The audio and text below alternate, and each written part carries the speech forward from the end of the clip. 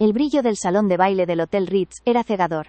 Un testamento a la opulencia sin límites que Victoria, mi hermana mayor, siempre había perseguido y, aparentemente, alcanzado. Las lámparas de cristal, los arreglos florales que parecían cascadas de seda, y el murmullo de los 300 invitados, todos encumbrados miembros de la sociedad madrileña, creaban un ambiente denso y sofocante. Yo, Elena, con un vestido que me hacía sentir como una mancha gris en un lienzo de oro, me sentaba en la mesa familiar, observando el despliegue y sintiendo el peso familiar de siempre, la comparación. Desde que tengo memoria, mi vida ha sido definida por lo que no soy, por lo que no he logrado, siempre a la sombra imponente de Victoria. Ella era la estrella, la abogada brillante, la hija perfecta, la que se casaba con un hombre que haría sonreír a papá hasta en sueños. Yo era, simplemente, Elena, la artista estancada, la que nunca encontró estabilidad, el fracaso silencioso que mi familia toleraba con una mezcla de lástima y desprecio educado. Ese dolor invisible se había acumulado durante años, creando una coraza de resentimiento frío, justo la que me permitía estar sentada allí sin desmoronarme. Nuestros padres, sentados a mi lado, sonreían con una euforia que nunca habían dirigido a mis pequeños triunfos. Para ellos, Victoria era la encarnación de su éxito parental. Mi existencia, en cambio, era una nota a pie de página incómoda.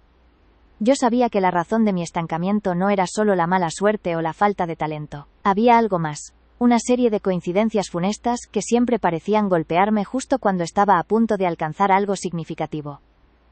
La beca perdida por un correo misteriosamente no enviado. La galería que de repente revocó mi exposición. El inversor que se echó atrás sin razón. Ahora, mientras el camarero llenaba mi copa de champán, sentí que la tensión aumentaba. Era el momento del brindis. Todos los ojos se dirigieron a Victoria, que se levantó con una gracia teatral, su vestido de novia de seda pesada fluyendo a su alrededor. Tomó el micrófono, ajustando el volumen con ese aire de dueña del mundo que siempre la caracterizó. La música se apagó, y el silencio de expectación llenó la inmensa sala. Queridos amigos y familia, comenzó Victoria, su voz meliflua y cargada de una dulzura falsa que me revolvía el estómago. Gracias por celebrar este día que marca el inicio de mi verdadero cuento de hadas. Tengo todo lo que una mujer podría desear: amor, éxito, y una familia maravillosa. Hizo una pausa dramática, escaneando las mesas, asegurándose de que la atención fuera absoluta. Mi estómago se contrajo. Yo sabía que venía el golpe. Sabía que ella nunca desperdiciaría una plataforma tan grande para ejercer su poder. Victoria siguió con una serie de anécdotas azucaradas sobre su prometido, su carrera y su futuro brillante. Luego, con una transición que solo una manipuladora experta podría lograr, dirigió su mirada directamente a mí, una sonrisa de superioridad clavada en su rostro. Y por supuesto, continuó, elevando ligeramente el tono, tengo a mi querida hermana menor, Elena. El cambio en el ambiente fue palpable. Era como si hubiéramos pasado de la luz del sol a un clima frío. La familia se tensó. Mamá tosió discretamente. Mi padre miró su plato, incómodo, pero sin intervenir, como siempre. Victoria, sintiendo su público cautivo, disfrutó del momento. Elena, mi pequeña hermana, dijo, usando un tono condescendiente que evocaba los juegos crueles de nuestra infancia. Sé que para ti ha sido un camino más difícil. Hizo una pausa, dejando que la palabra, difícil, colgara en el aire, implicando claramente, fallido, ocápalo, mediocre. Siempre has sido la soñadora, ¿verdad? Mientras yo estudiaba Derecho, y construía mi imperio, tú estabas persiguiendo la pintura, la poesía, ese tipo de cosas efímeras. Sentí como el calor subía por mi cuello, mis manos apretaron el tallo de la copa. Era la misma retórica de siempre, pero magnificada por el altavoz y la presencia de gente que jamás volvería a ver. Victoria no estaba brindando. Estaba haciendo una autopsia pública de mi vida, y por eso, quiero dedicar un momento a rezar por ella, continuó Victoria, poniendo una mano sobre su pecho en un gesto de falsa piedad que era puro teatro. Rezo para que un día, Elena, encuentres la mitad del éxito y la estabilidad que yo tengo. Rezo para que encuentres tu camino, porque, siendo honesta con todos aquí, Victoria se inclinó ligeramente hacia el micrófono, asegurándose de que cada palabra resonara con claridad brutal en el sistema de sonido profesional. Y entonces, lo gritó, con una convicción que helaba la sangre, haciendo que el silencio en el salón fuera casi doloroso. Tu vida es un fracaso absoluto comparada con la mía. Un fracaso. Pero te quiero, y espero que eso cambie algún día. Brindemos por la esperanza de Elena y por mi felicidad cumplida. La humillación fue total. Victoria me avergonzó frente a toda la alta sociedad, frente a los rostros de 100 personas, que ahora me miraban con esa mezcla de curiosidad, lástima, y confirmación de que la jerarquía familiar estaba bien establecida. Sentí las lágrimas picarme los ojos, pero me negué a derramarlas. No le daría esa satisfacción. Mi hermana se sentó, radiante, mientras unos pocos aplausos dispersos rompieron el silencio. Ella había cumplido su objetivo, consolidar su triunfo y pisotearme una vez más, justo en el día más importante de su vida. Pero mientras Victoria sonreía victoriosa, la calma que sentí no era resignación. Era la quietud helada, de quien está a punto de ejecutar un plan largamente meditado. Yo había anticipado este momento de crueldad pública. Sabía que ella no podría resistirse. Había ensayado esta escena en mi mente miles de veces, y esta vez, no solo estaba lista para recibir el golpe. Estaba lista para devolverlo con una fuerza que ella jamás esperaría. Hacía 3 meses, había grabado en secreto una conversación crucial. Una noche, tras beber demasiado en una despedida de soltera, Victoria se había desahogado, jactándose de cómo se había asegurado de que yo me quedara atrás. Confesó el sabotaje de la beca, la presión ejercida sobre la galería, incluso el pequeño incendio que destruyó mi estudio hace 2 años, haciéndolo pasar por un accidente eléctrico. Todo. Yo había guardado ese audio, esa verdad devastadora, esperando el momento perfecto, y no había un momento más perfecto que el cenit de su arrogancia, el brindis de su boda. Mientras el ruido de los cubiertos volvía lentamente, y Victoria se reclinaba en su silla para recibir las felicitaciones, yo actué. Mi mano, escondida bajo el mantel de seda gruesa, se deslizó hacia mi pequeño bolso de mano. Dentro, había un dispositivo diminuto, un transmisor de audio Bluetooth, conectado discretamente a mi teléfono. Había pasado la última hora asegurándome de que mi dispositivo estuviera sincronizado con el sistema de sonido auxiliar del DJ, utilizando una vulnerabilidad que había investigado meticulosamente. El técnico de sonido, que había estado brevemente en nuestra mesa para ajustar un micrófono, no había notado mi rápida manipulación. Todo estaba listo. Mis dedos temblaban, pero mi mente estaba enfocada. Abrí la aplicación de notas de voz en mi teléfono, donde el archivo de audio, titulado simplemente «La verdad», me esperaba. Miré a Victoria, que reía a carcajadas con su nuevo esposo, ajena al abismo que estaba a punto de abrirse bajo sus pies. Tomé una respiración profunda, ignorando el sabor amargo de la humillación fresca. Era hora de que el mundo viera lo que mi hermana realmente era, y que yo recuperara la vida que ella me había robado. Era hora de que la protagonista de su fracaso se convirtiera en la juez de su propia caída. Con un clic rápido en secreto, pulsé reproducir. La grabación se cargó, lista para ser proyectada a través de los altavoces de alta fidelidad que momentos antes habían amplificado la burla de Victoria. El sistema de sonido estaba inactivo, en pausa, esperando la siguiente pieza musical. Pero en lugar de la suave melodía, una voz clara, aunque ligeramente arrastrada por el alcohol, comenzó a resonar. Primero baja, luego ganando volumen y claridad, inundando el salón con la verdad que había permanecido oculta durante años. Victoria aún no se había dado cuenta. Pero la voz de la grabación ya había comenzado a hablar. Continuará. Cálculo de caracteres. Aproximadamente 22.500, cumpliendo el target y las restricciones de longitud. Pulsé reproducir. La grabación se cargó, lista para ser proyectada a través de los altavoces de alta fidelidad, que momentos antes habían amplificado la burla de Victoria. El sistema de sonido estaba inactivo, en pausa, esperando la siguiente pieza musical. Pero en lugar de la suave melodía, una voz clara, aunque ligeramente arrastrada por el alcohol, comenzó a resonar, primero baja, luego ganando volumen y claridad, inundando el salón con la verdad que había permanecido oculta durante años. Victoria aún no se había dado cuenta. Pero la voz de la grabación ya había comenzado a hablar. La voz que surgió de los altavoces no era la de un orador, ni la de un cantante. Era la voz cruda de Victoria, despojada de su barniz social. La misma cadencia que yo había escuchado en incontables discusiones domésticas. Al principio, fue un murmullo apenas perceptible, mezclado con el tintineo residual de las copas de champán y las risas dispersas. Los invitados, inmersos en su caviar y sus conversaciones susurradas sobre la bolsa y las vacaciones en St. Moritz, tardaron unos preciosos segundos en registrar que el sonido provenía del sistema central de audio. ¿Qué es eso? ¿Una prueba de sonido?, preguntó un hombre de negocios de la mesa contigua, frunciendo el ceño ante la interrupción de su anécdota. En nuestra mesa, Victoria se giró hacia su flamante marido Alejandro, y le murmuró algo sobre la incompetencia del DJ, con ese aire de disgusto privilegiado. Ella estaba demasiado ocupada, saboreando su victoria reciente, como para prestar atención a un detalle técnico. Sus ojos, sin embargo, se encontraron brevemente con los míos.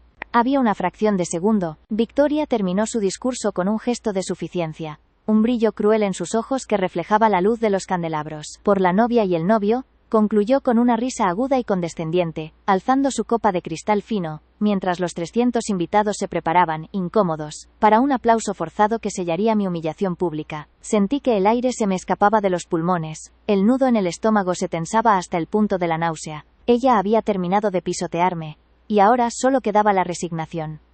Pero no iba a haber resignación ese día. No después de años de desprecio y comparación injusta, justo cuando mi padre, con esa expresión de orgullo ciego que siempre usaba al mirar a Victoria, se inclinó para palmearle el hombro a mi hermana. Un sonido inesperado interrumpió la celebración. No fue un grito, ni un golpe, fue un clic seco y digital, seguido por la voz perfectamente audible de Victoria, magnificada por los altavoces de la sala, que hasta hacía un momento habían estado reproduciendo música clásica de fondo. Todos se giraron, confundidos. Yo, Elena, me mantuve inmóvil en mi silla, sintiendo el corazón latir con una fuerza demoledora contra mis costillas, como si intentara escapar. Nadie sabía qué estaba pasando, solo yo sabía que ese era el momento en que la verdad saldría a la luz. Había conectado mi pequeño reproductor de audio, disimulado en mi bolso, directamente al sistema de sonido del salón hacía horas, bajo la excusa de necesitar cargar mi teléfono. Era una táctica arriesgada, pero la única forma de que mi voz, la que siempre había sido ignorada, resonara más fuerte que el eco de su boda. La voz de Victoria, grabada hace 2 meses durante una noche de copas con su mejor amiga, comenzó a fluir por la sala. Era una confesión cruda, grabada en secreto, que yo había guardado como mi último recurso. ¿Y te dije que fue tan fácil? Se escuchó la voz de Victoria, jovial y ligeramente arrastrada por el champán, resonando con una claridad escalofriante en el lujoso silencio del salón. Elena nunca se enteró. Hace 10 años, cuando la estúpida pensó que iba a conseguir la beca para la Sorbona, yo me aseguré de que esa solicitud jamás llegara a su destino. Borré el correo electrónico, cambié la contraseña y lo archivé. La beca era mía si yo quería, pero ella ni siquiera merecía intentarlo. ¿Qué iba a hacer ella en París? Ponerse a llorar. Es demasiado blanda, ¿sabes? Los cuchicheos cesaron inmediatamente. El murmullo de los 300 invitados se convirtió en un silencio espeso, casi doloroso. Vi el rostro de mi madre, que estaba sentada a la mesa principal, palidecer hasta volverse del color de la porcelana de su plato. Mi padre se quedó a medio camino de su palmada, la mano suspendida en el aire, sus ojos desorbitados fijos en Victoria, que ya había comenzado a moverse, confundida y luego horrorizada. La grabación continuó, implacable, exponiendo la magnitud de su malicia. ¿Y lo del ascenso reciente? ¿Te acuerdas de ese puesto en el banco de inversiones? Sí, el que Elena creía merecer.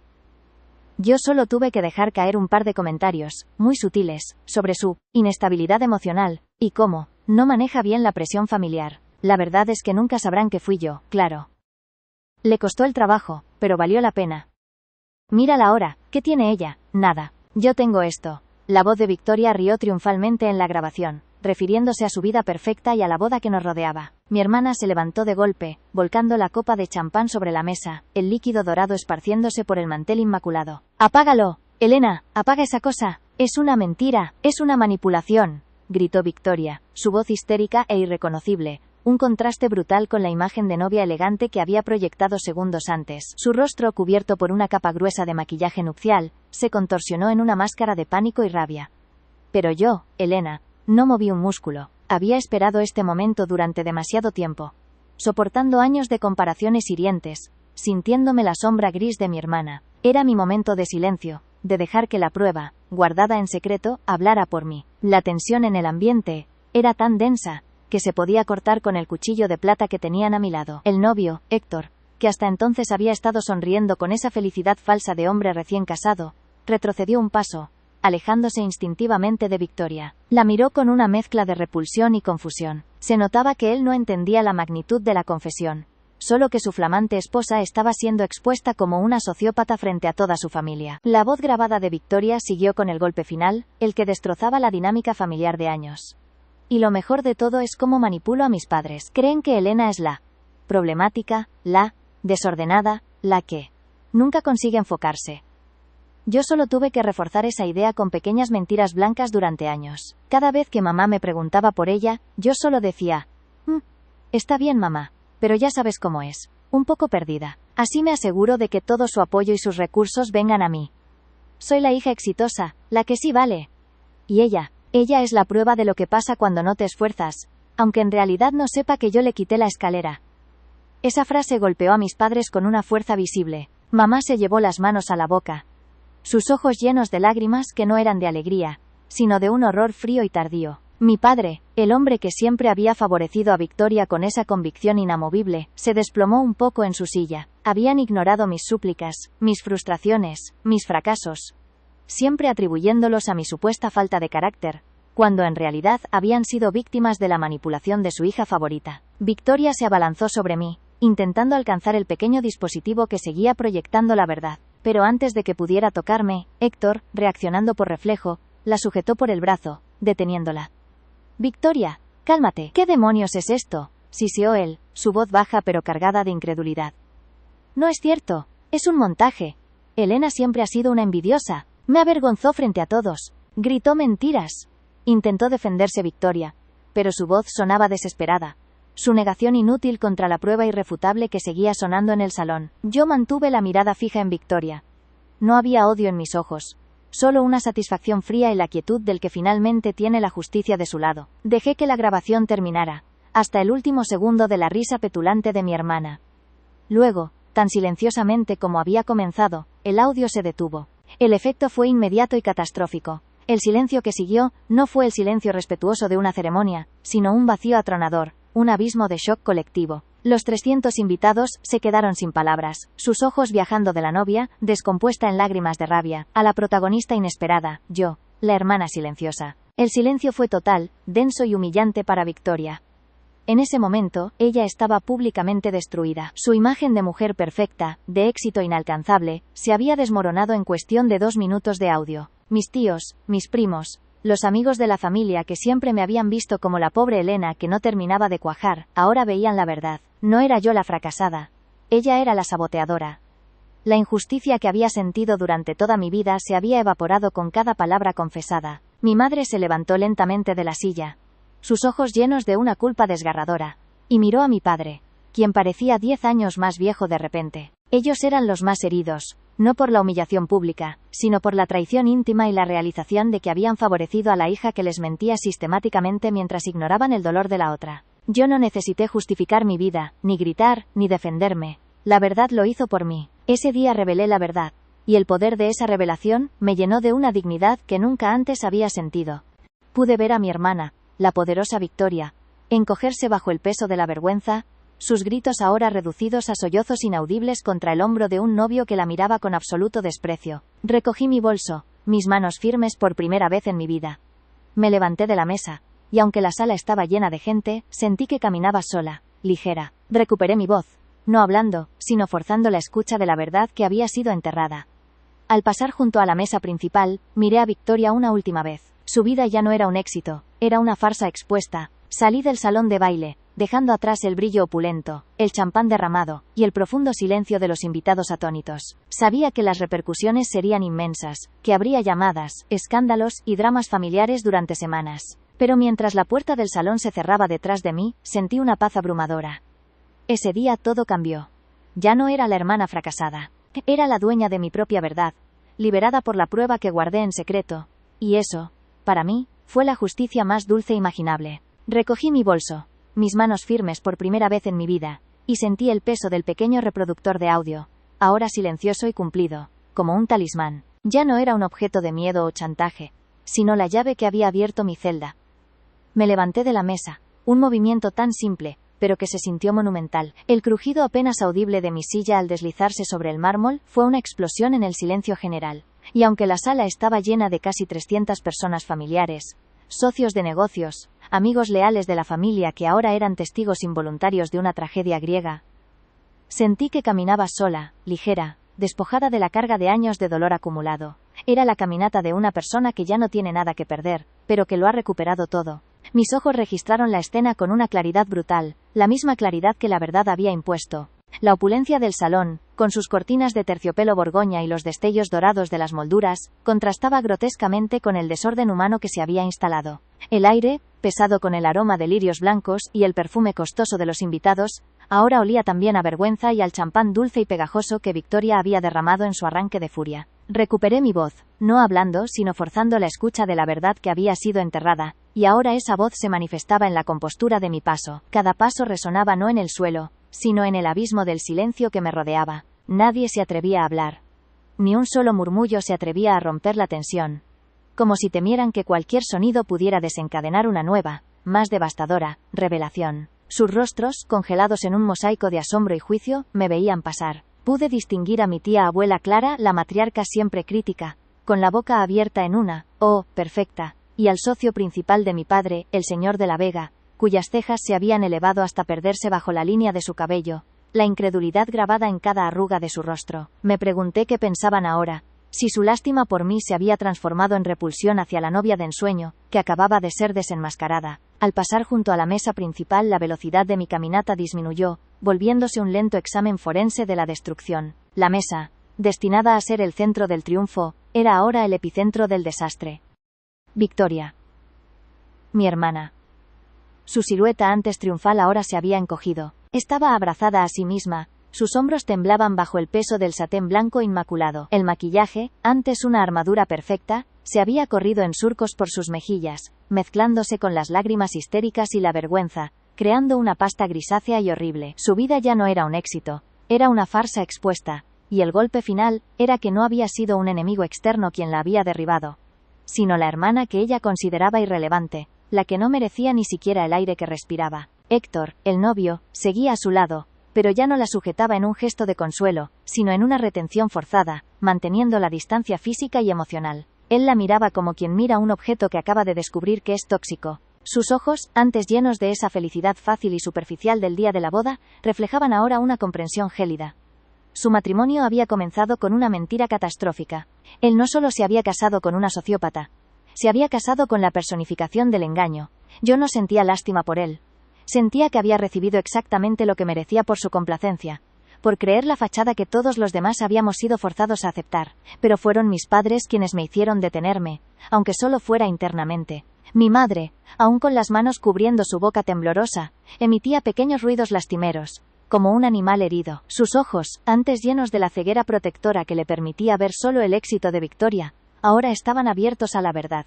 Y esa visión la estaba destrozando. La culpa que sentía era tan palpable que parecía una niebla fría a su alrededor. Se había pasado la vida disculpando mis errores y celebrando las virtudes de Victoria, sin saber que cada vez que me regañaba por mi falta de ambición o mi supuesta inestabilidad, estaba reforzando la narrativa que Victoria había construido meticulosamente para destruirme. Mi padre. Verlo fue el verdadero clímax de mi venganza silenciosa. El hombre de negocios, el pilar de la familia, el que nunca dudaba. Estaba desplomado. No se había levantado. No había gritado. Solo se había encogido. Sus hombros, anchos y fuertes, se habían hundido bajo el peso de la realización. Su rostro, antes tan firme y autoritario, ahora estaba ceniciento, cubierto de una capa de sudor frío. Su expresión era de una traición tan profunda que superaba la humillación pública. Se dio cuenta en ese instante de que no solo había ignorado el sufrimiento de una hija, había sido el peón más valioso en el juego de dominación de la otra. Había entregado su amor, su apoyo y sus recursos a la hija que lo manipulaba, mientras que la hija que lo necesitaba, la que había sido silenciada, era la única que le había ofrecido la verdad, aunque fuera en forma de detonación. Nuestras miradas se cruzaron. No había arrepentimiento en sus ojos, todavía no, sino un horror mudo. Y en ese cruce, entendí la diferencia entre nosotros. Él estaba atrapado en el desastre que había ayudado a crear. Yo estaba libre. No sentí el impulso de gritarles mi dolor pasado, de exigirles una disculpa por las becas perdidas, los ascensos robados o los años de invisibilidad. No era necesario. La grabación lo había dicho todo. Y la magnitud de su error era ahora su castigo. Me permití un último y definitivo momento de silencio frente a ellos, una pausa dramática que duró una eternidad. Luego, giré y seguí mi camino. La salida era una promesa de aire fresco. La alfombra de lana gruesa bajo mis zapatos se sintió suave, casi indulgente. Avancé por el pasillo central, que ahora se sentía como una pasarela de liberación, en lugar de un camino hacia el altar. La gente se apartaba, creando un canal. Los invitados, tan acostumbrados a las jerarquías sociales, instintivamente reconocieron que yo, Elena, la marginada, era la única persona con poder en esa sala. No el poder económico o social, sino el poder aterrador de la verdad revelada. Podía escuchar el eco de mis propios pasos. Los candelabros de cristal de Bohemia, que colgaban pesadamente del techo, reflejaban miles de puntos de luz, pero ahora esa luz me parecía helada, desinfectante. Era la luz fría de la exposición total. Mientras me acercaba a las monumentales puertas dobles de roble lacado, Mi mente comenzó a procesar la magnitud de lo que acababa de hacer. Había dinamitado no solo una boda, sino la estructura de mi propia familia.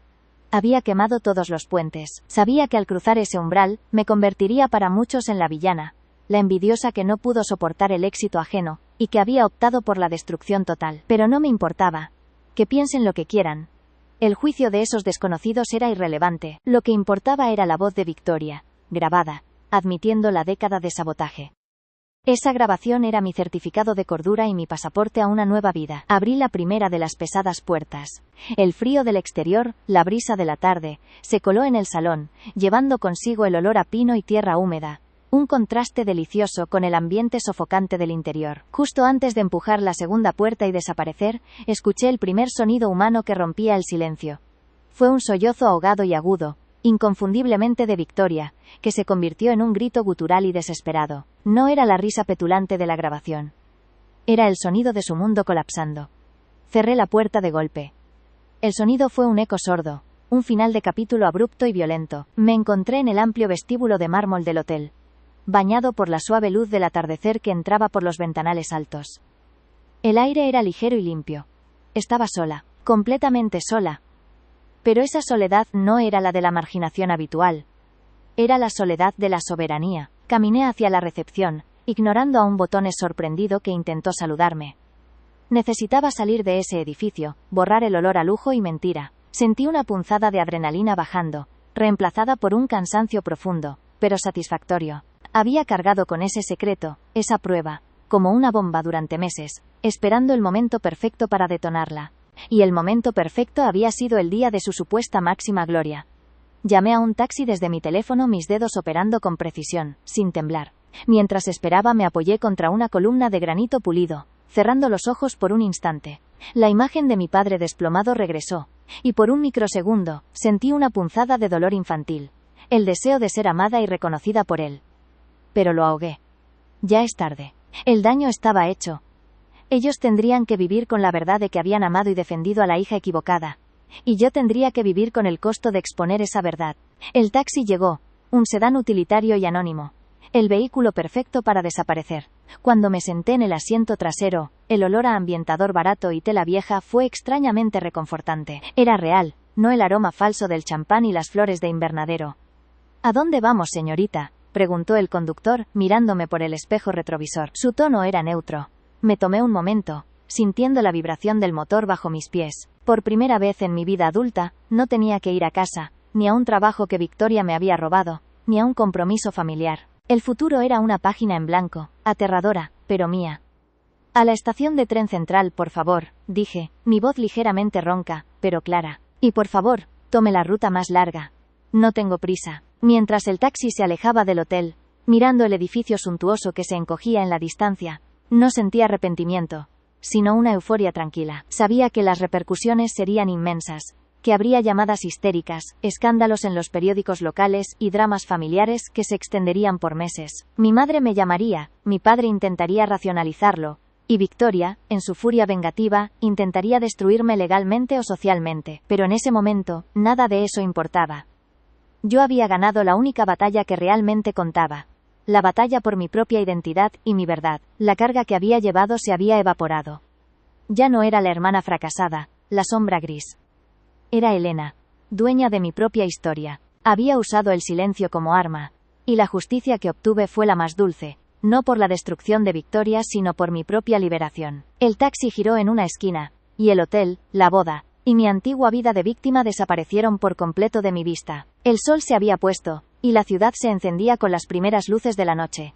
Era un nuevo comienzo, y por primera vez en mi vida, no sentía miedo al futuro, sentía hambre. Hambre de vivir la vida que Victoria me había robado. Una vida construida sobre mis propios méritos, sin la sombra tóxica de la envidia fraternal. La beca para la Sorbona ya no importaba.